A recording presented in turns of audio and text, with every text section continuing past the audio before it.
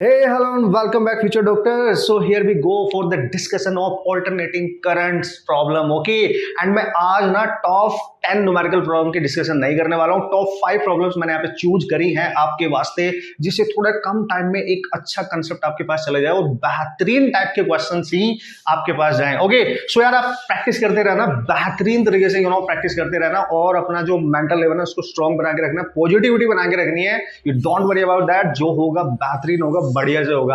आपका काम है मेहनत करना, शिद्दत के साथ मस्त कॉन्सेप्ट को अप्लाई करके क्वेश्चन सॉल्व करना और रीडिंग करते रहो, बेहतरीन रीडिंग प्रैक्टिस करते रहो. जो यहाँ पे सबसे इंपॉर्टेंट रोल प्ले करने वाला है वो आपकी लॉट ऑफ प्रैक्टिस, आपका कॉन्फिडेंस.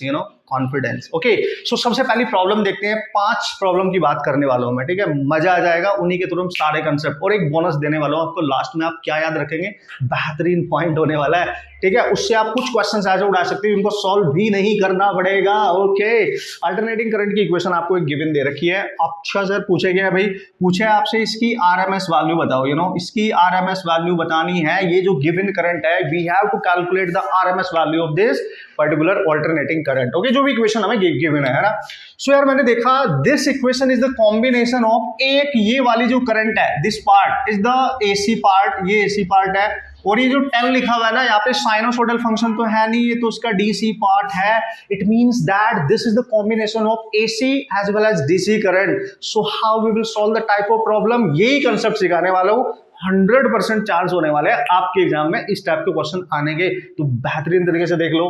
तो यार सर अगर ये अकेला होता तो उड़ा देते ना भाई, I naught by root 2 use कर लेते आप डायरेक्टली. लेकिन चूंकि ये एसी प्लस डीसी का कॉम्बिनेशन है, so how we can solve the problem, this is you have to use the concept. What is that, जब भी हम इस टाइप के क्वेश्चंस की आरएमएस वैल्यू निकालेंगे ना, जिसमें एसी भी हो और डीसी भी हो, तो पता है क्या करना है, take the whole under root. Come on guys, direct method बता रहा हूं आपको, अलग अलग कैलकुलेट करने की जरूरत नहीं है, लॉन्ग अप्रोच से जाने की जरूरत है ही नहीं, है ना. So what is that sir, देखो जो एसी वाला पार्ट है उसकी जो पीक वैल्यू है वो ले लो. This is the peak value, ले लेंगे सर, ले लेंगे. तो आई नॉट बाई रूट 2 से उसको डिवाइड करना है, होल स्क्वायर करना है.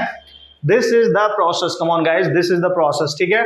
अब मैंने बोला ना आपको, ये जो एसी पार्ट है उसकी मैक्स वैल्यू लेनी है, जो पीक वैल्यू होती है यार, पता है हम सबको, ठीक है. रूट 2 से डिवाइड करके होल स्क्वायर करना है, और जो डीसी पार्ट है उसको as it is whole square करना है. डीसी पार्ट का as it is whole square करना है. समझ गए होंगे आप. So this is the way. अच्छा सर, मतलब अगर फॉर्मूला टाइप लिखना पड़े तो कैसे लिखेंगे, तो ऐसे लिखोगे बॉस, ठीक है. Under root of what is that, take the max value of the AC part divide by root 2 and whole square करो, प्लस डीसी जो करंट होगी उसका स्क्वायर करो. This is you can remember. अच्छा सर अगर voltage पूछता, same thing. अगर voltage पूछता, वोल्टेज ले लेते, यहाँ पे वी नोट लेते, यहाँ पे डीसी वोल्टेज लेते, ठीक है. अब उड़ा दो यार, देखो बहुत इजी हो गया आपके लिए.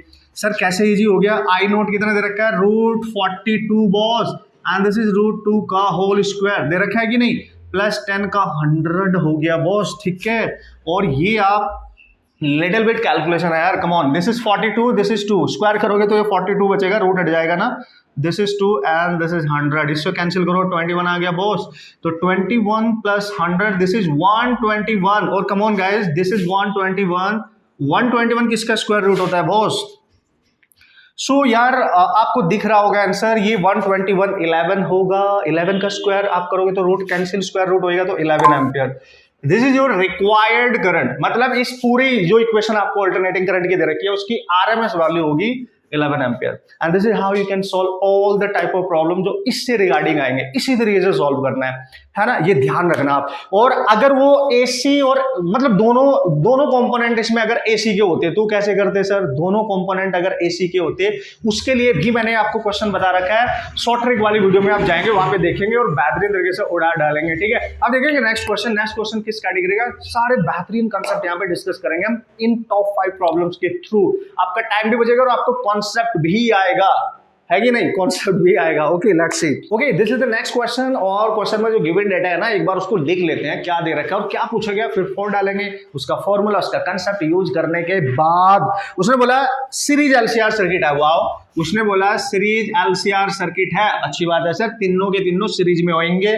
तो क्या बोला है सर, इंडक्टिव रिएक्टेंस है 10 ओम, कैपेसिटिव रिएक्टेंस है 4 ओम, यानी ना एक्सएल दे रखा है 10 ओम इंडक्टिव रिएक्टेंस, और कैपेसिटिव रिएक्टेंस दे रखा है 4 ओम, और रेजिस्टेंस है 6 ओम. ये डेटा आपको गिवन है ना, ये डेटा आपको गिवन है और कोई टेंशन नहीं है। एलसीआर सर्किट है सर, पूछा गया है power factor, come on this is your power factor, ठीक है, आपसे पूछा गया पावर फैक्टर। जब भी कभी ना पावर फैक्टर पूछे किसी भी सर्किट के लिए, LR circuit, RC circuit, LC circuit या एलसीआर सीरीज सर्किट है ना, तो power factor is the ratio उस सर्किट में यूज्ड रेजिस्टेंस डिवाइड में उस सर्किट का total impedance. This is the expression guys, this is the expression.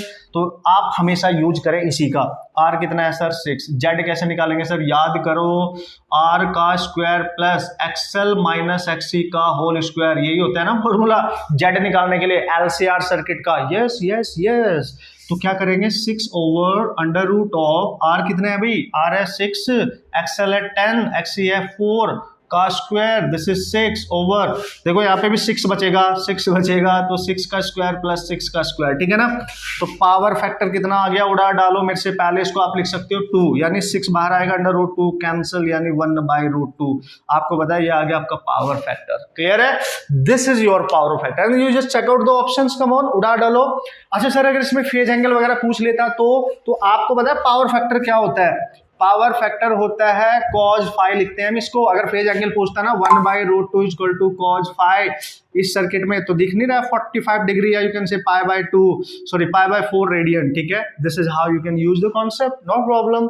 कुछ भी पूछेगा हम उड़ा डालेंगे, ठीक है। कंसेप्ट बस क्लियर होना चाहिए, क्रिस्टल क्लियर होना चाहिए। जो नेक्स्ट प्रॉब्लम में ले रहा हूं ना वो बहुत औसम प्रॉब्लम है, उसको ध्यान रखें भाई। Okay guys, this is your second problem, और देख लेते हैं ना यार इसमें क्या कॉन्सेप्ट यूज हो रहा है, किस तरीके से हम करेंगे, कितना टाइम लेंगे इसको क्रैक करने में, ठीक है।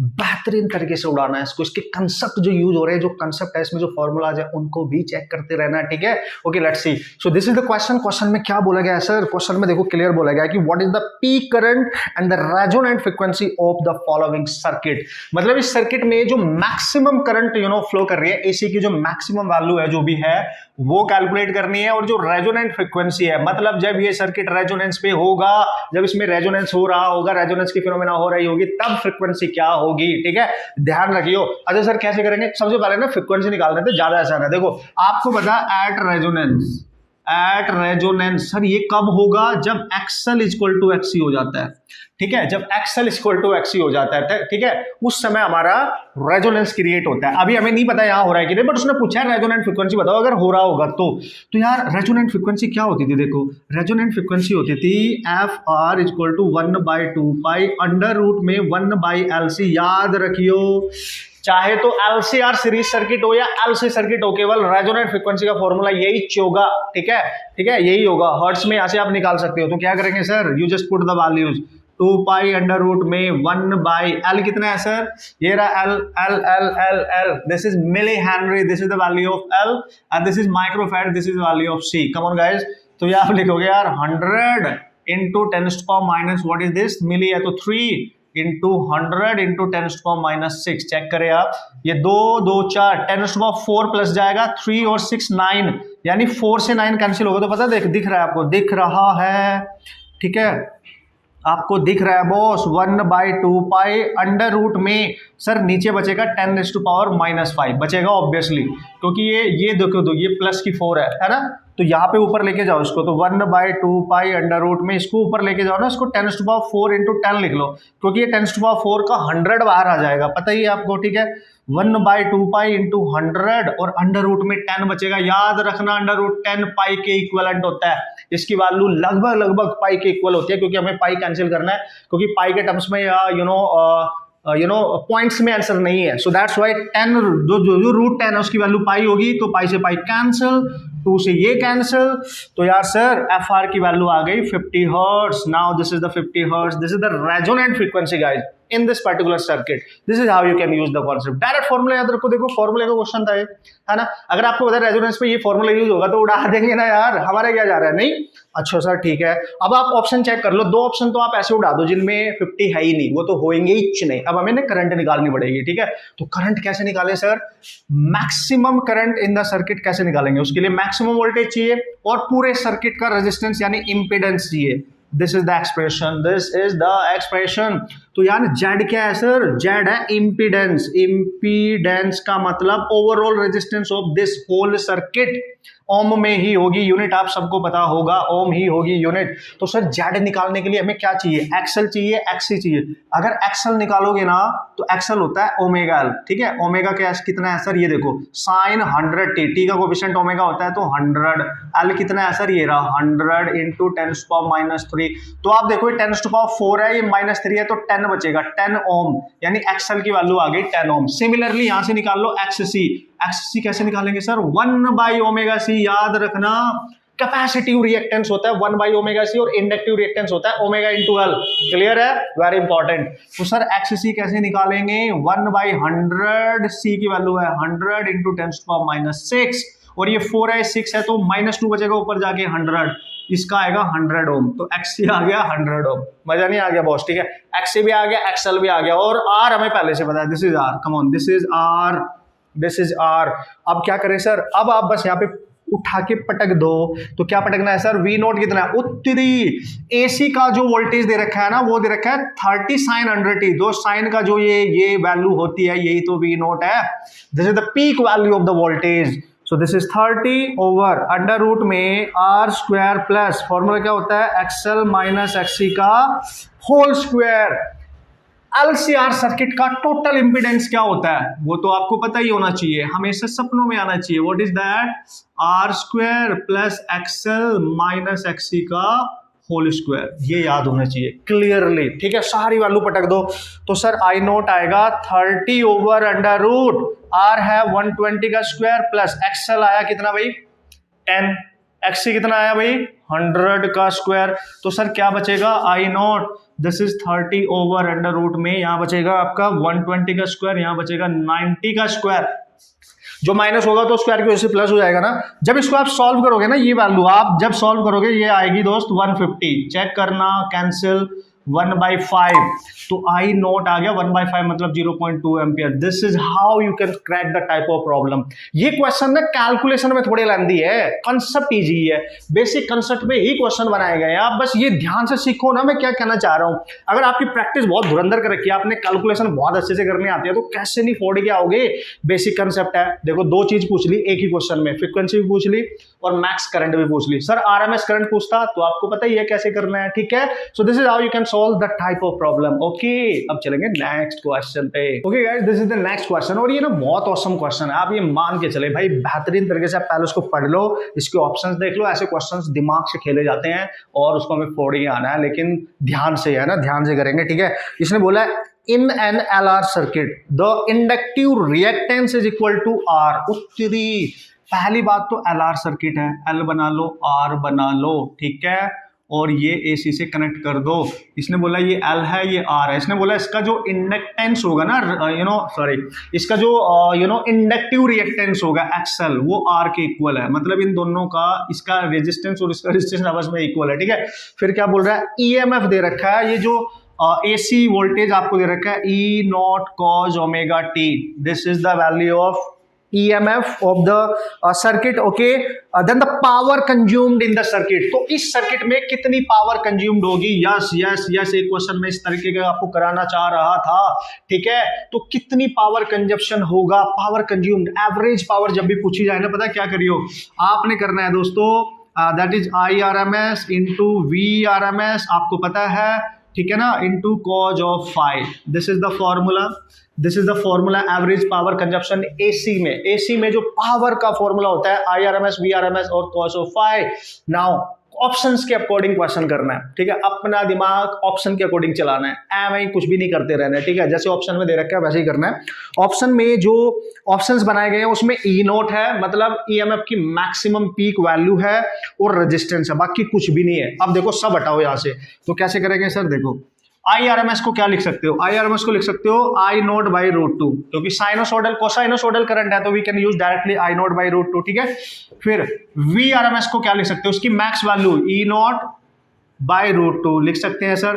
कोस फाई हटाना है, इसको क्या लिख सकते हैं, मैंने बोला था आपको जब फाई ना पता हो, E नोट तो हमें आंसर में रखना है, R भी रखना है, I नोट नहीं चाहिए बॉस, और Z भी नहीं चाहिए। तो यार सर कैसे करेंगे, याद करो, I नोट अगर कैलकुलेट करना है तो मैक्सिमम वोल्टेज चाहिए, वो रहा ये रहा E नोट, और सर्किट का टोटल रेजिस्टेंस यानी इंपेडेंस करनी चाहिए, वो रहा Z, ये रहा Z, ठीक है ना, ये रहा Z, ठीक है सर। अच्छा अब क्या करेंगे, देखो इसकी जगह हम पुटअप कर देंगे, ये रूट टू तो 2 हो जाएगा, 1/2 अलग कर लो। इसकी जगह क्या लिखूंगा, ई नॉट बाई जेड, और ये पहले से ही है ई नॉट, और यहाँ पे है आर, और यहाँ पे पहले से ही है जेड। थोड़ा सा और सिंप्लीफाई करो, ई नॉट का स्क्वायर, दिख रहा है आंसर दिख रहा है, धीरे धीरे दिख रहा है, ठीक है। और ये जेड है, जेड टोटल इम्पिडेंस, तो ये बन गया आर और जेड का स्क्वायर। ओ तेरी यार सर, आंसर तो दिख गया, आ गया, लेकिन जेड एक्स्ट्रा है। जेड कैसे निकाले, देखो देखो XL equal to X R है, तो जेड कैसे निकालोगे, जेड निकालोगे अंडर रूट में आर स्क्वायर प्लस एक्सएल का स्क्वायर, ठीक है ना। यही तो होता है ना एलआर सर्किट का फॉर्मूला, टोटल इंपेडेंस का यही रहेगा, ठीक है। तो कैसे करेंगे सर, आर स्क्वायर, एक्सएल की जगह क्या लिख सकते हो, आर ही लिखेंगे सर, तो ये आएगा √2r, दिख रहा है तुम्हें, पटक दो, ई नोट का square R over 2 into Z की जगह लिखेंगे √2r का होल स्क्वायर। आप देखो ई नोट का स्क्वायर आर ओवर √2 बाहर आएगा 4 हो जाएगा, आर का स्क्वायर होगा, एक आर कैंसिल हो जाएगा। तो पावर जो कंज्यूम्ड हो रही है इस सर्किट में, this is E not square over 4r, and this is your final answer. This is how you can solve the problem. Awesome है ना, कितने बेहतरीन तरीके से कंसेप्ट उसने यूज कराया, और पावर का फॉर्मूला कैसे अप्लाई करना है ये भी हमने सीख लिया, ठीक है, ये भी हमने सीख लिया। आप ध्यान से देखो, ये इतने भी क्वेश्चंस आप इस समय पर्टिकुलर टाइम पे करोगे ना, ध्यान से कंसेप्ट क्लियर हो जाएंगे। हमारे प्रीवियस ईयर के क्वेश्चंस कर लेना जाके, मजा आ जाएगा। आज की लास्ट प्रॉब्लम डिस्कस करेंगे, ठीक है। ओके, तो this is the last problem, और ये मैंने ट्रांसफॉर्मर से रिगार्डिंग यहाँ पे बात करने वाला है। ट्रांसफॉर्मर का एक क्वेश्चन है, और इसी क्वेश्चन के थ्रू आप समझ जाएंगे कि ट्रांसफॉर्मर से रिलेटेड कोई भी न्यूमेरिकल प्रॉब्लम आता है आपने कैसे क्रैक करके आना है, ठीक है। इसी कॉन्सेप्ट से, इसी सिंगल क्वेश्चन से आपको समझ आने वाला है, ठीक है, सारे concept. What is that sir, question को आप पढ़ो। क्वेश्चन में क्या बोला गया है, ट्रांसफॉर्मर हैविंग एफिशिएंसी 90%, ठीक है, is working on 200 volt and 3 kilowatt supply, यानी सप्लाइड वोल्टेज, यानी इनपुट वोल्टेज, पावर दे दिया आपको, और इनपुट वोल्टेज भी दे दिया।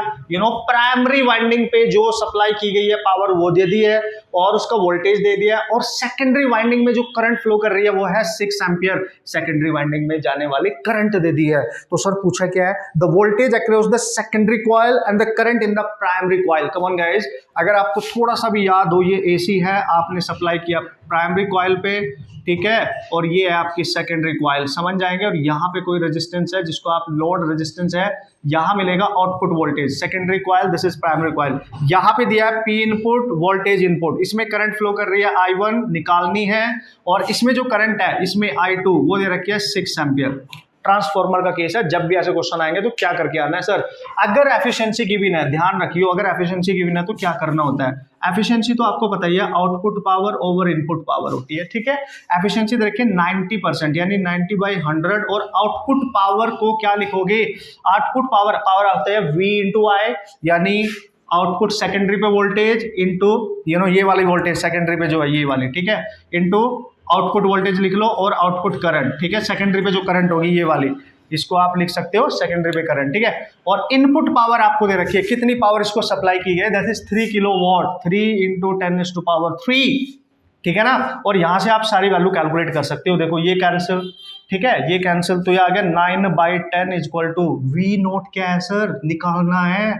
और सेकेंडरी कॉइल में जो करंट है 6 एम्पियर है, जो आउटपुट है ये रहा 6 एम्पियर डिवाइड में 3 × 10⁻³, एक 10 से ये कैंसिल, 3 से ये कैंसिल, तो आपको दिख रहा है यहाँ पे ये 100 इसमें जाएगा, यानी 900, और यहाँ से 2 नीचे आएगा, तो V0 आ गया 450 वोल्ट।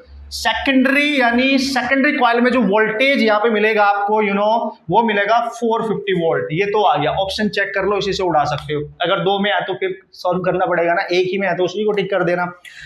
अब क्या करें सर, प्राइमरी में करंट बताओ। प्राइमरी में करंट निकालने के लिए इनपुट पावर दे रखी है, और आपको पता है प्राइमरी में जो पावर होती है, पावर का फॉर्मूला क्या होता है, VI यानी V1 I1। ये दे रखी है 3 × 10⁻³ V1 कितना है सर, V1 200 दे रखा है, 200 इनपुट वोल्टेज, करंट प्राइमरी में I1, ये कैंसिल, तो ये दिख रहा है आपको 30/2, यानी I1 आ गया 15 ampere. This is how you can use the concept to solve the numerical problems. Okay, बेहतरीन कॉन्सेप्ट है। नंबर ऑफ टर्म्स इसमें प्राइमरी और सेकेंडरी के नहीं दे रखे थे, वो हमने यूज भी नहीं किए, ठीक है। तो इस तरीके से आप क्वेश्चंस क्रैक कर सकते हो, और बस आप फॉर्मूला यूज करके जाना। ट्रांसफॉर्मर से रिलेटेड सारे जो फॉर्मूलाज यूज होते हैं, 2 ही तो रिलेशन है यार, उन्हीं को आप यूज करके जाइए, ठीक है। तो this is the type of numerical problem जो आपने प्रैक्टिस करनी है बेहतरीन तरीके से। क्वेश्चन हो जाएंगे, टॉप 5 न्यूमेरिकल प्रॉब्लम एसी के। मिलते हैं नेक्स्ट कंसेप्ट और न्यूमेरिकल प्रॉब्लम के साथ नेक्स्ट वीडियो में गाइस, तब तक ऑल द बेस्ट।